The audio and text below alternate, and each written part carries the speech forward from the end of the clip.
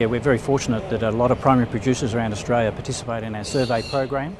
They sit with our collectors, sometimes around the kitchen table on family farms and sometimes in the head office of corporate farming enterprises, and provide some detailed information on the financial performance of their industries.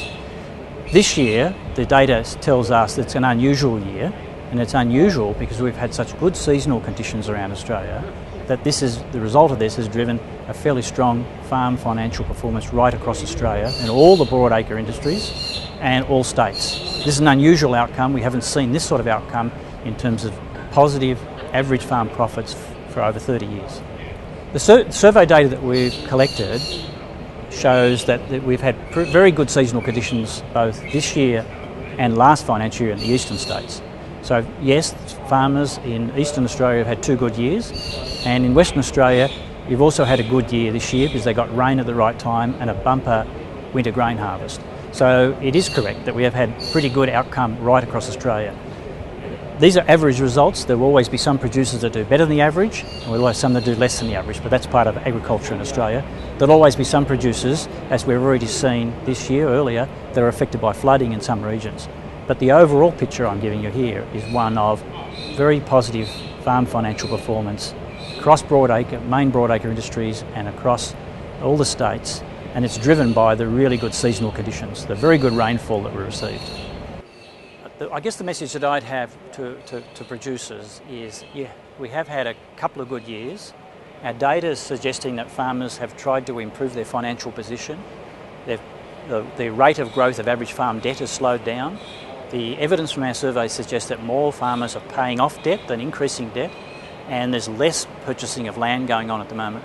The other good news from the survey is that we're still seeing fairly strong levels of investment in non-farm land capital. So in other words, there's strong investment over the last few years in machinery, in farm improvements, in vehicles and plant. All that is a sign that the productive capacity is there for going forward. And fortunately, we've also got, of course, as you say, the rainfall's been good. It's filled up the irrigation systems, filled up farm dams and recharged. So farmers are certainly in a good position to consolidate their position, to repay some debt that's been built up over a period of time, and to get ready for the future.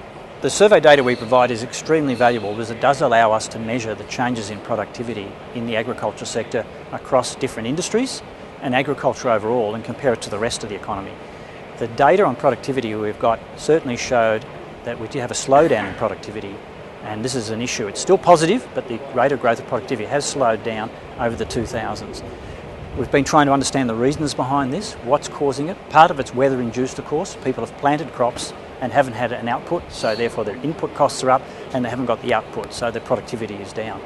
But it is an important area of research that we're trying to understand.